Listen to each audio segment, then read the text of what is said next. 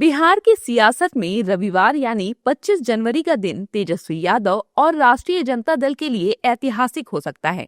दरअसल रविवार को पटना में आरजेडी की राष्ट्रीय कार्यकारिणी समिति की बैठक होनी है। सियासी गलियारों के बीच ऐसा माना जा रहा है कि इस बैठक में बिहार विधानसभा के नेता प्रतिपक्ष तेजस्वी यादव को आरजेडी का कार्यकारी अध्यक्ष घोषित किया जा सकता है।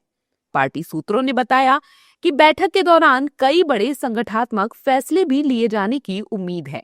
अपनी उम्र और स्वास्थ्य समस्याओं को देखते हुए राजद प्रमुख लालू प्रसाद यादव पार्टी की कमान अपने बेटे को सौंप सकते हैं। बता दें कि आरजेडी के राष्ट्रीय महासचिव भोला यादव ने बताया कि पार्टी सुप्रीमो लालू प्रसाद बैठक का उद्घाटन करेंगे, जिसमें देश की मौजूदा स्थिति और पार्टी की भविष्य की रणनीतियों पर चर्चा होगी। आरजेडी की कार्यकारिणी समिति की बैठक को लेकर सत्ता पक्ष के नेताओं ने तीखी प्रतिक्रिया दी है। इस दौरान उन्होंने कहा कि लालू यादव केवल तेजस्वी यादव को ही अध्यक्ष बनाएंगे। कि राष्ट्रीय जनता दल को कार्यकारिणी मौर्या होटल में करने की क्या जरूरत है? अरे ये तो घर में ही बैठ के कर लेते। अरे घर की पार्टी है ही है। 89,000 स्क्वायर फीट का 10 नंबर सर्कुलर रोड है, जिसको खाली करना है, तो वहीं बैठक कर लेते। खैर बैठक जहाँ करें। अरे तो अगर कोई बदलाव होगा तो लालू जी के परिवार को न हिस्सा मिलना है, उदय नारायण चौधरी जी को तो नहीं मिलेगा। अब्दुल बारी सिद्दीकी साहब पर भरोसा नहीं होगा, रामचंद्र पूर्वे जी पर भरोसा नहीं होगा।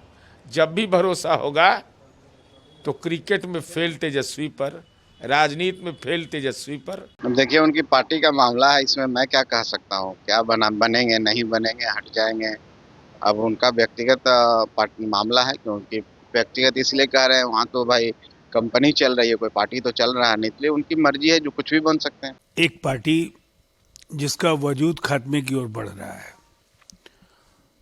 और वहाँ तेजस्वी यादव की ताजपोशी की बात हो रही है।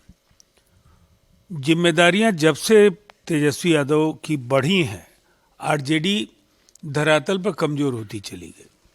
अब कार्यकारी अध्यक्ष बनाया जाएगा, लेकिन उनसे ये पूछा जाना जरूर चाहिए, और लोग पूछ रहे हैं। भाई वीरेंद्र जैसे नेता तो पूछ रहे हैं, सवाल भी खड़े कर रहे हैं कि नेता प्रतिपक्ष की जिम्मेदारी को लेकर जितने गैर जिम्मेदार राहुल गांधी, तेजस्वी यादव दिखे हैं, उसके बाद ये दोहरी जिम्मेदारी में पार्टी का कहीं सर्वनाश नहीं हो जाए।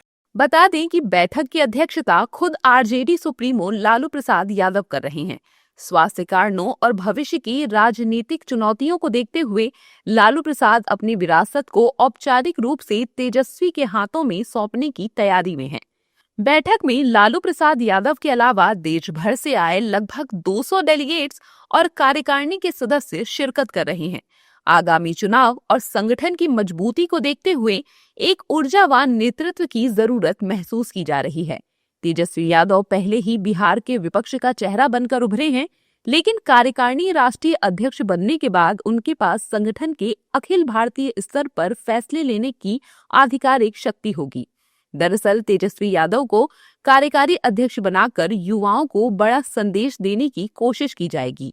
इसको लेकर इस बैठक में कार्यकारिणी के सदस्य सर्वसम्मति से इस प्रस्ताव को पारित कर सकते हैं।